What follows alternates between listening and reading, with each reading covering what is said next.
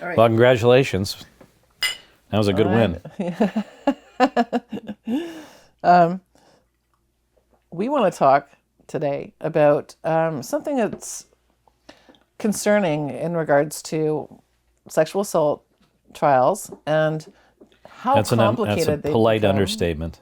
How complicated they've become in terms of pretrial motions, in which, in Canada, with new legislation, complainants are given counsel who can represent their interests in pretrial motions, but there's some limitations put on their participatory rights, which are not being enforced, in part because the ruling that discusses that is kind of non-specific. So we're going to talk about... It is not sufficiently defined, and we are seeing significant overreach, and a recent case has sparked my and your real concern about what a complainant's counsel can and cannot make submissions about. I think because we've talked about this a billion times on the podcast, I think let's just structure this again for everybody so we give a refresher. Yeah. And then we'll get into the meat of this. This is just a really, really good example of one of the more extreme cases we've had in terms of submissions from complainants' counsel. So the process goes, we have to submit an application to adduce evidence of records, if they're records in our possession, and also areas of cross-examination. That are 276 issues. Yeah, so they're areas of cross-examination of things of a sexual nature, and primarily, they're based on things that were said in the complainant's statement, and what our client's rebuttal evidence is anticipated to be in response to those things. So, the parameters of the application are based on the accusations by the complainant, the statement made by the complainant, and sometimes messages produced by the complainant in defense of her case against our client. Yeah, messages or records produced by the complainant that the Crown intends to rely upon. So our applications under Section 276 for other sexual activity or items of a sexual nature and documents that are in our possession that we want to put in are framed, in essence, from what derives from the Crown's case. Right, so we summarize... And our client's ability to make full answered defense, because they have to be able to provide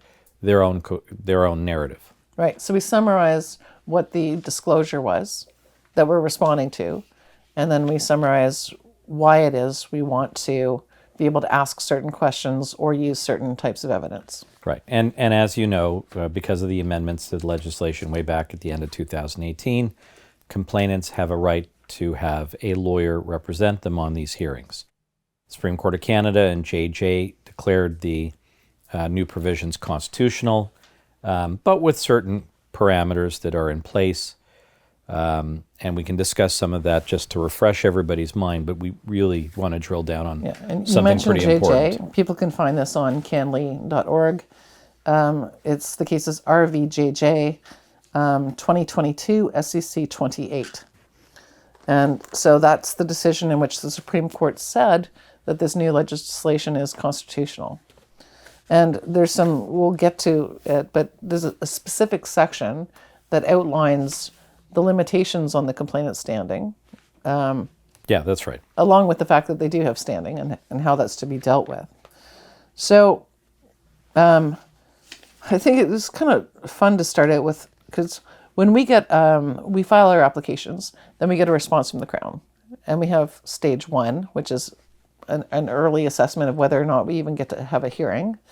It's a low threshold. And then once we get to stage 2, the complainant will have a lawyer assigned and then can make submissions on her privacy interests. And that's primarily what they're supposed to represent. Right. And they can make these submissions in writing and or orally or both. And it's always detailed submissions from complainants counsel and then oral submissions at the stage 2 hearing. Complainants counsel has no standing at stage 1, and at stage 2, they have no right to cross-examine the applicant, which is the accused, but there are other parameters. Well, that becomes an issue in this case, no right to cross-examine. Yeah, we're going to talk about it. There's other parameters allegedly on them, on complainants counsel, which we really want to get into the heart to talk about. Yeah. And we're going to be careful because one of the things we're talking about is an ongoing case. There's a publication ban. We're not going to give any information. Do it expose to anybody. We're going to talk in general terms with some small specifics, but you'll get the idea of why we're upset and concerned about this. Okay, so right off the top, in the complainant's response to our application, it was said, the complainant particularly, quote, takes issue with much of the narrative and opinions framed as fact in the application, right? So this is concerning because, as we point out, that the complainant may take issue with the applicant's narrative. The applicant also clearly takes issue with the complainant's narrative. Yeah, so let's just drill down on that for a second. So again, we'll talk about JJ and the parameters a little bit, but we're going to just give you some meat to this understanding. So one of the positions taken by the complainant's counsel was that they take issue with the accused narrative. Mm-hmm. That's nice. Well, he's saying he's innocent. So if he said anything but, and like if he said I'm guilty, I'm sure complainant's counsel would be quite happy. But anything short of that, it's silly. But it really is not a statement that's appropriate. Right, and so it's just not appropriate. Yeah, the position of the complainant was that the applicant should not be able to testify to his version of events because they took exception to his narrative. Well, so again, let's talk in general terms. If a complainant's counsel makes a submission that, they take issue with the accused narrative, an accused narrative doesn't have to be based on documents. It's testimony. An accused can say, here's what happened. And we may need permission to talk about certain things that are outside the subject matter of the offense, but they're allowed to mount a defense, and they're allowed to attack the narrative of the complainant, and therefore also have the building blocks of their own defense, which we know from Seaboyer. But in essence, when you make a submission like that, right off the top, a statement like that, it's essentially saying, they should have a limited ability to put forward a defense. Mm-hmm. That's really what it's saying. One of the other important things that happened in our response, too, is we highlighted a number of interpretations that were offered as to what the complainant actually meant when she said certain things, or what we could imagine. Here's a specific example. You can imagine that a young woman in this situation would feel in a certain way and would act in a certain way. And this is important because this is not uncommon to this case.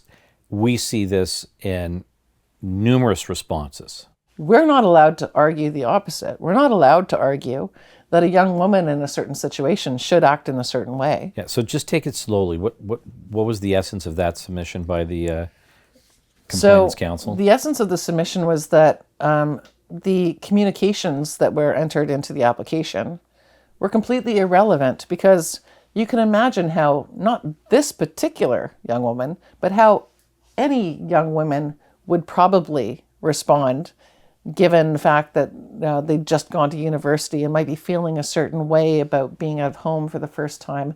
These are generic assertions, that said basically our evidence doesn't matter because any young woman would likely feel that way. So without giving more detail, the submission in this particular aspect was about how the complainant wanted to cast certain messages. Within these messages, there was a back and forth between the applicant and the complainant. The complainant's response was contrary to important aspects of her statement. This is common in other cases. What complainant's counsel wanted to do was thwart this argument on the basis that any female, and we can, extrapolate this to any adult female, any young female, etc., would feel certain ways because of certain circumstances, and therefore what you're reading in this response by the complainant really is not relevant, nor admissible, nor probative of any issue.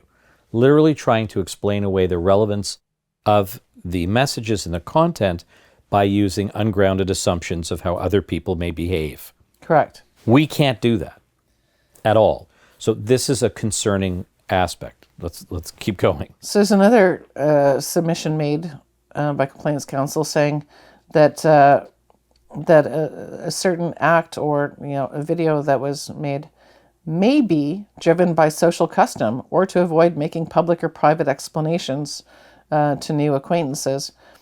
so the problem area here is that the counsel is saying, oh, this video might have been made because of social customs. Well, that's not a specific submission based on the complainant's personal view of her own actions. This is a generalization, again, about how people may behave. Again, so we're being careful. Let's say there's a piece of evidence that is a video that has certain behaviors in it that, again, are relevant to the defense because it may rebut certain statements made by the complainant and demonstrate a different state of mind, a different level of knowledge, or related type of factors. So there's relevance grounded in what the complainant has said. Yeah. This, again, is being attacked on a general basis to say, well, somebody may just behave this way in a video or make a video or say things or do things simply because that's what's expected. Another example, conflicting feelings are not uncommon. Like, this is not, again, to do anything with this particular person. It's saying it's just not uncommon. Yeah, so let's take this to the general, okay? And this is what we should talk about. It is not rare in cases where we will have messages between the complainant and the accused where they will be debating and talking about their emotions and feelings related to a number of factors in their relationship. Those are relevant to rebutting often the narrative of the complainant who characterizes the relationship in certain ways and will characterize certain incidents in certain ways. So it will touch on, to some extent, the subject matter, so the stuff that there's a complaint about the charge, but also other more peripheral issues that are relevant to rebutting her narrative and putting into context what the true dynamic of the relationship is. The way to address it here has simply to be, it doesn't mean anything, because how other people may act or behave or feel or change their minds or talk, like it completely ignores the actual content versus grounding it in the statement. There's another... And again, we've seen this before, but it's been quite concerning this time around. There's another bit where the complainant's lawyer says about a certain behavior, this is a common concern of young adults entering a new phase of their life. Demonstrates trust and vulnerability. That's a general submission about, common concerns of young adults in general. And this is precisely what defense has been criticized about. If we were to make submissions about what young women were likely concerned about or likely would do in certain circumstances, absolutely. And there's no reason to allow this type of argument to be presented to block legitimate defense evidence based on generalities about what young women or other women might or might not do and what they were likely feeling or experiencing. It's one thing to say this complainant expressed in her statement that she was feeling a certain way, right? Versus saying young women or a woman of her age would likely be feeling this. Yeah.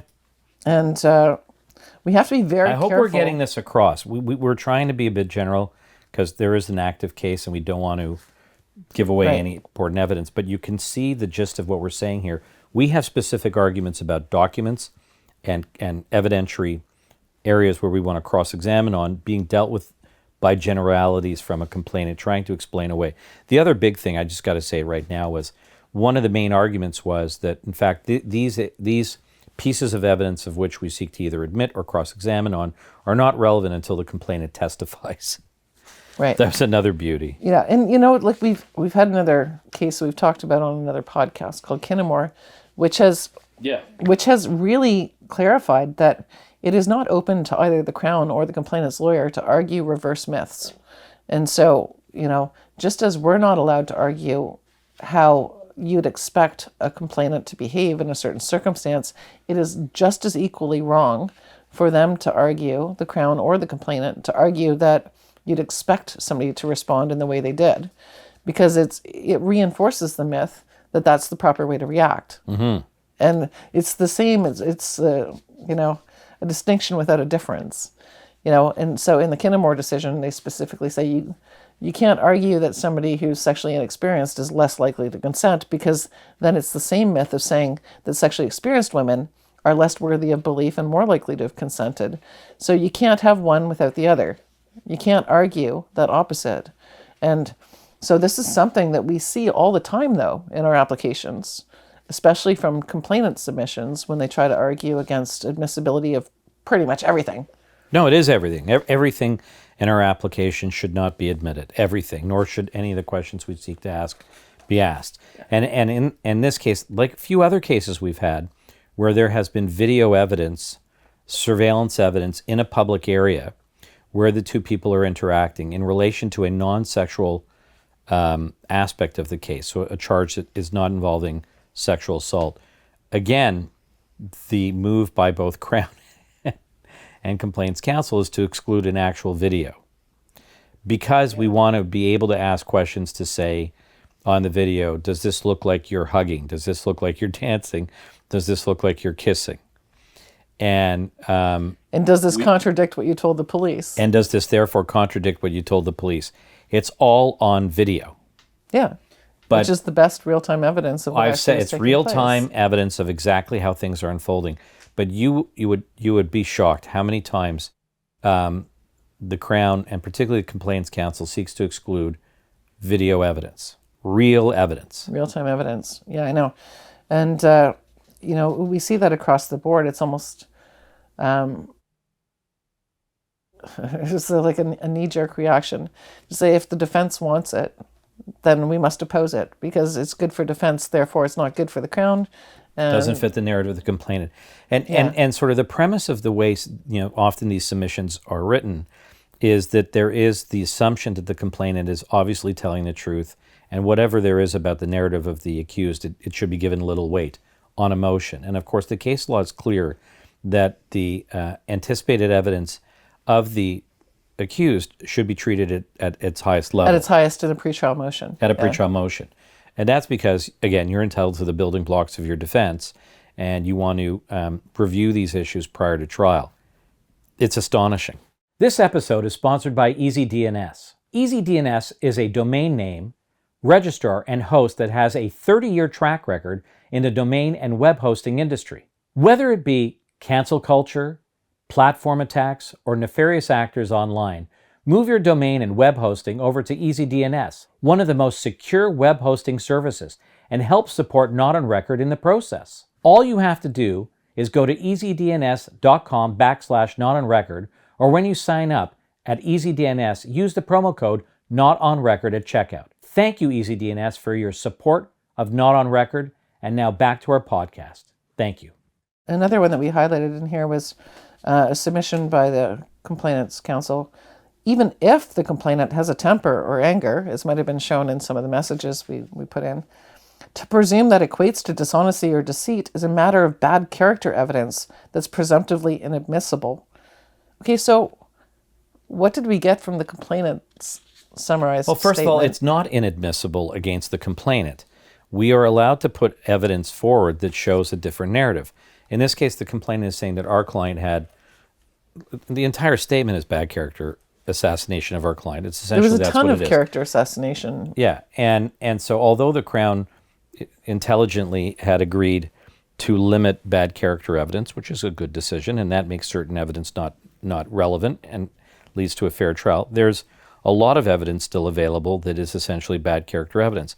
We're allowed to rebut a complainant saying it's always him, not me, by saying, no, it's you too, and here's several examples.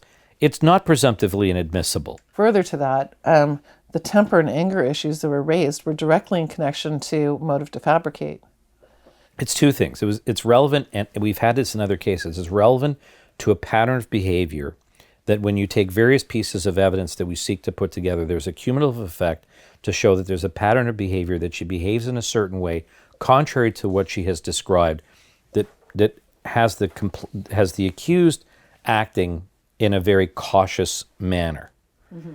And that is relevant. Walking on eggshells. And that's very relevant to the defense. It's also relevant to a certain extent to motive to fabricate these pieces of evidence, because it all stems from a deep-rooted sensitivity to rejection. And there's ultimately a very important piece of evidence where it shows there's a rejection, which could cause an individual to fabricate. And which we're hearing more and more every time. Has no air of reality. We're not required to suggest a motive to fabricate. No. It's not, the accused doesn't have to answer the question, why would she lie? It reverses subtly and insidiously. It reverses the burden of proof, where then all of a sudden, if the accused can't explain why she would lie, then there's presumption that she's not lying. Yeah. And that goes against the burden of proof, and it goes against all the standards that we have to ensure that innocent people don't go to jail. You just can't simply ask that question. Although, but the argument is that public opinion, that's the favorite question. But again, in the application, when we put forward how certain pieces of evidence is relevant to conduct of the complainant and also relevant to, as we say, this pattern leading up to issues related to motive to fabricate, and we make the linkages, and the linkages are clearly also borne out in the anticipated evidence of the accused, for which is also established in their affidavit. The complainant's counsel says, and we've seen this again before, there's no error reality to the motive to fabricate. That's not fair, because you can establish that there is legs to the motive to fabricate. I'm not sure that the error reality is actually the test, but leaving that aside, it is clearly borne out in the accused evidence. Yeah. None of which is based on anything that's inadmissible. But also, so many times we see the Crown argue demeanor. If something didn't happen, why would she have been so upset? But we're not allowed to say, oh, well, this complainant would act upset because she was prone to getting angry over small things. Because a scorned woman hath no fury like a scorned woman, or whatever. Hell hath no fury. Yeah. So all of this is inadmissible related to motive, because it all is the scorned woman theory, which is a myth that a female would be pissed off so much at an accused that she'd make up an allegation of sexual assault. So we're seeing this more and more. We've had, like, in the last few months, I think 5 times off the top of my head, where we've been told that scorned woman myth is not acceptable. And there is no actual stereotype and myth called scorned woman. Just because we say... It's sadly referred to in the case law and Supreme Court of Canada. Well...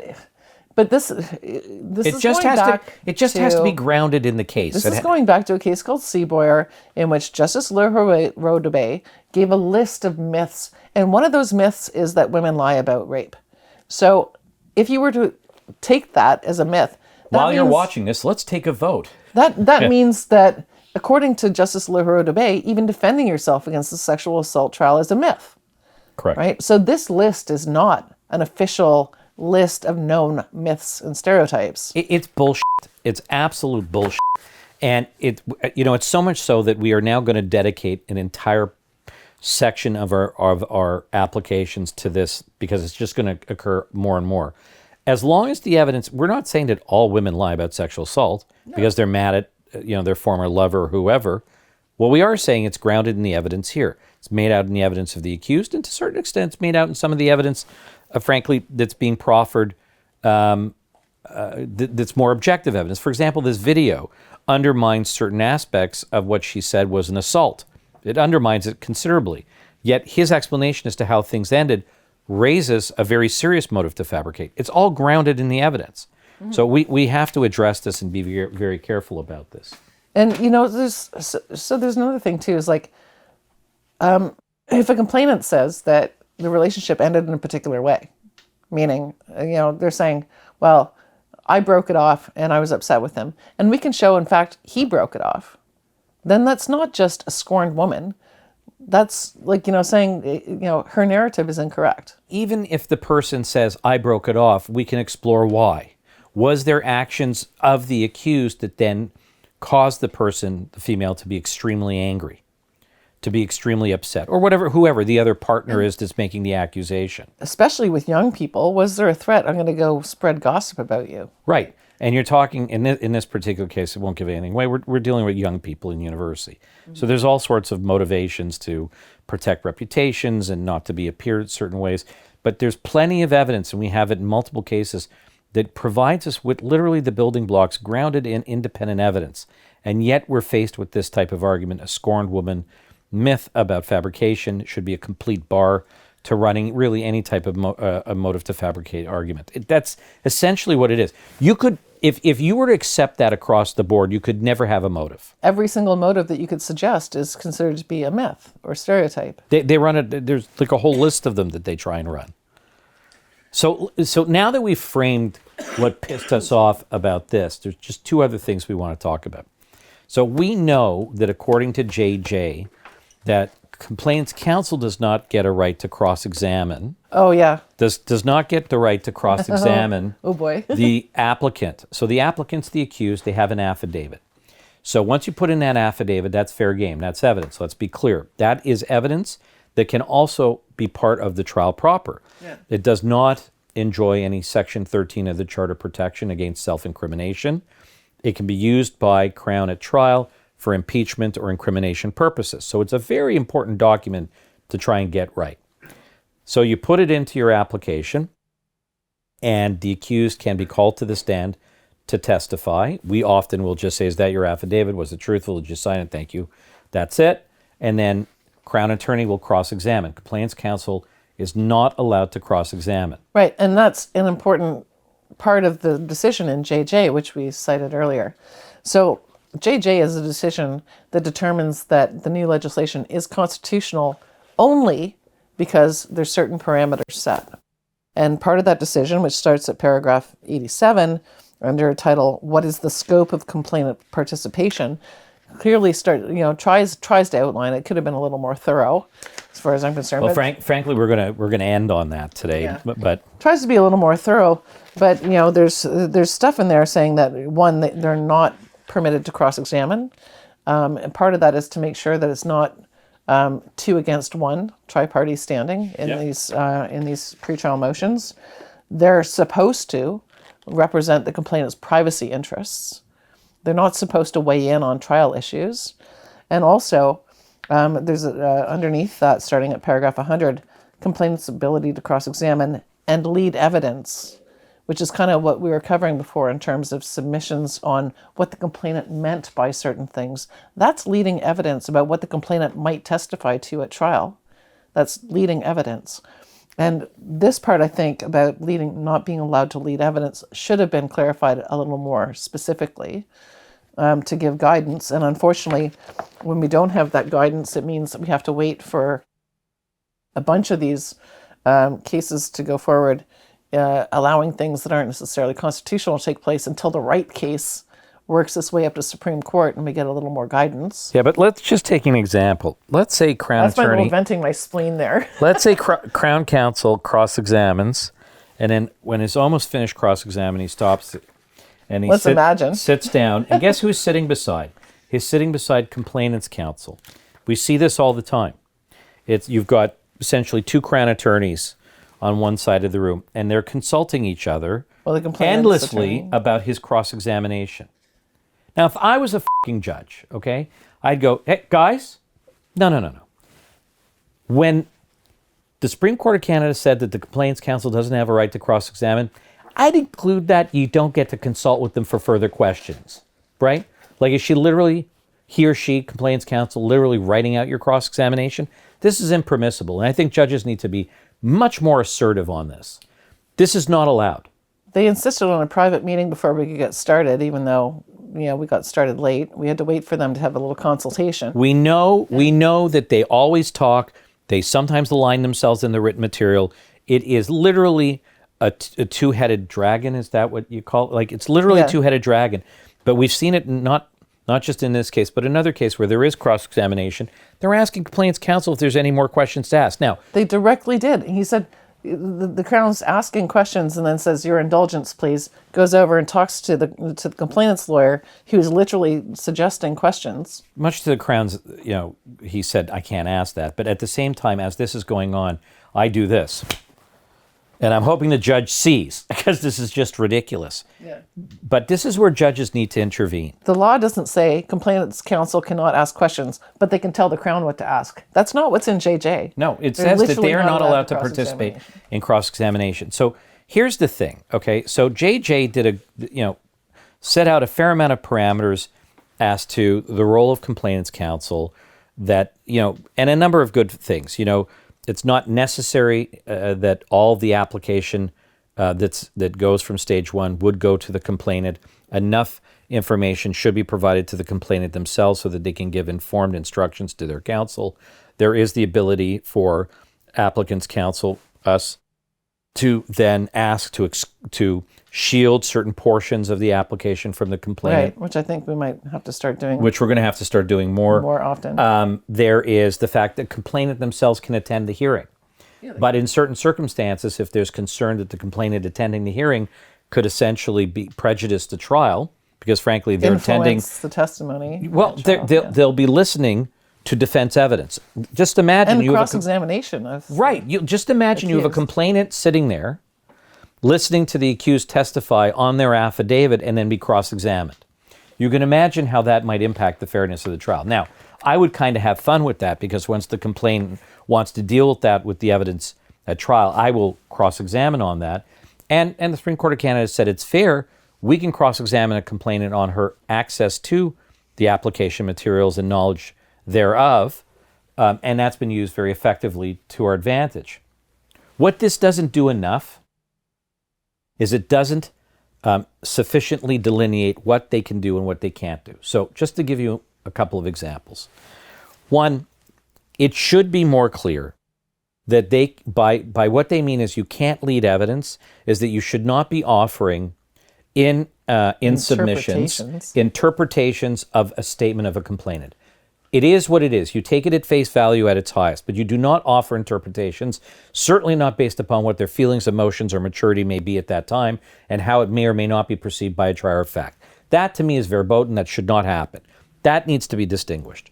Number two, I think it's vital that complainants' counsel on important pieces of evidence, like real evidence, should be restricted to submissions about the privacy interest and therefore relevance of the assertions that's being made by the accused, whether they are capable of being admitted at that stage and probative.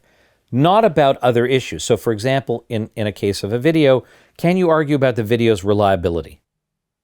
Right.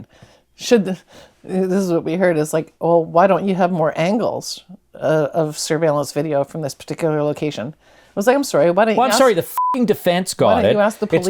It's not like, when you go to get a video, they're like, oh, hi, Mr. Defense Lawyer, or hi, Mr. Private Investigator, let's give you 17 angles, we'll download everything for you. You're lucky to get anything, because in this case, the police never f***ing bothered. So the defense then disclosed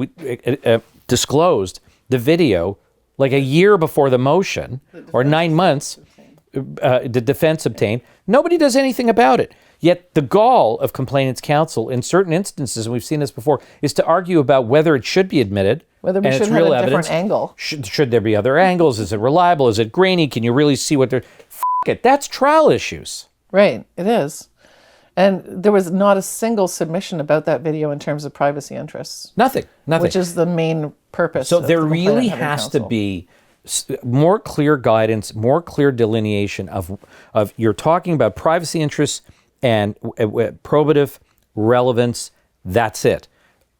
Do not offer interpretations. Restrict it to these areas. And JJ went a good distance to provide guidance and restrictions on complainants' counsel, but now it's not enough, because we are seeing so often we're meeting these arguments that are or should never be in the purview of complainants' counsel. They were almost trial submissions. And some of these judgments that are written, these rulings, are not available publicly. It only happens if you wind up on appeal on it.